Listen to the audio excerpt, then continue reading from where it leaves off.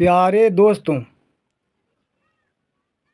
आज हमारे चैनल दिव्य कुंडलिनी जागरण में आप लोग को स्वागत है और नमस्कार भी है।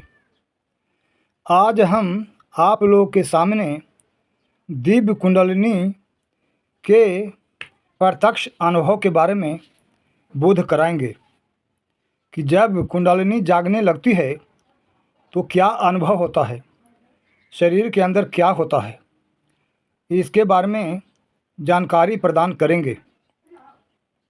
जब प्राणायाम करते करते इंगला पिंगला का संशोधन भली भांति हो जाता है, पूर्णतः संशोधित हो जाता है, तब प्राण वायु मूलाधार चक्र से लेकर सहस्रार चक्र तक इतना वेग से ऊपर की ओर उठता है कि सारा बॉडी को कंपायमान कर देता है और साई साई की आवाज़ करता हुआ नीचे से ऊपर की ओर वह प्राण वायु बढ़ता है और सहस्रार चक्र तक जाता है।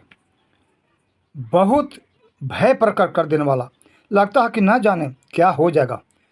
सारा बॉडी को कंपायमान करता हुआ प्राण वायु ऊपर की ओर उठता है, उसमें बहुत वेग होता है जिससे मन में भय प्रकट हो जाता है। सर्वप्रथम 2 बार होता है, फिर उसके बाद वाला कल में फेफड़े में बहुत जोर की गति उत्पन्न होती है, बहुत जोर का कंपन उत्पन्न होता है। इतना जोर का कंपन होता है कि 2 सेकंड तक ही होता है और झट से प्राण वायु मूलाधार चक्र में जाकर प्रवेश कर जाता है। इतना वेग से फेफड़ा में प्रकट होता है कंपन, इतना जोर से कंपन होता है कि 2-4 सेकंड में वेग प्रकट करके वह मूलाधार चक्र में प्रवेश कर जाता है। तब कुंडलिनी पर बहुत जोर का आघात होता है तो वह कुंडलिनी जाग जाती है और नीचे से ऊपर तक प्राण वायु बहुत वेग के साथ साई साई की आवाज़ के साथ ऊपर चढ़ता है, बहुत वेगवान गति में चढ़ता है, जिससे पूरा बॉडी हिलने लगता है, पूरा बॉडी में कंपायमान उत्पन्न हो जाता है।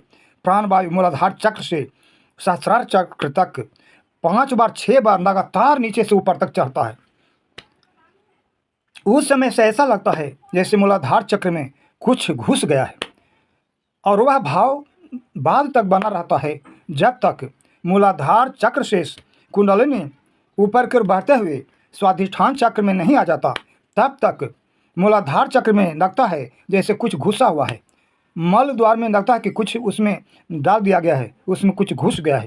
और ये अवस्था, ये स्थिति, ये भाव हरदम बना रहता है जब तक कि कुंडलिनी मूलाधार चक्र से स्वाधिष्ठान चक्र, मणिपुर चक्र इत्यादि में नहीं चले जाता है।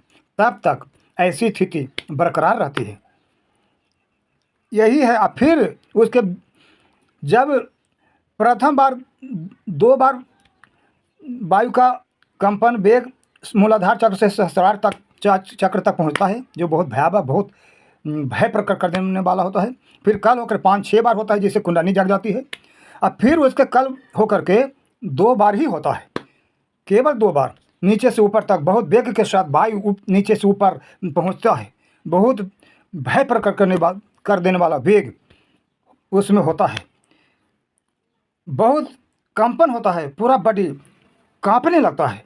एक तरह से प्राण वायु मूलाधार चक्र से ऊपर सहस्रार चक्र में उड़ता हुआ पहुंचता है, मूलाधार चक्र से चक्र सहस्रार चक्र में पहुंचता है। इस तरह के मेरा परीक्षित अनुभव है, मेरे साथ ऐसा हुआ है। यह मैं भली भांति जाना बुझा हुआ बोध करवा रहा हूँ। ये मेरा पूर्ण अनुभव, मेरा जाना हुआ ज्ञान है, जिसके बारे में हम आप लोगों के सामने बतलाए जा रहे हैं।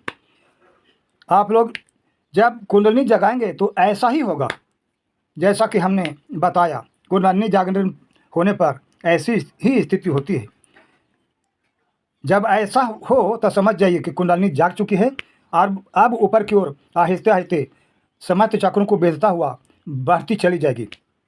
बाद में वह गतिहीन भी हो जाती है, यानी चलना भी बंद कर देती है। फिर बहुत अभ्यास से, गुरु कृपा से, प्रभु कृपा से ही ऊपर की ओर उठती है, नहीं तो फिर सो जाती है बीच राह में ही। ये तरह के मैं अनुभव प्राप्त कर चुका हूँ, इसलिए मैं आप लोग को अनुभव की बात बतला दिया।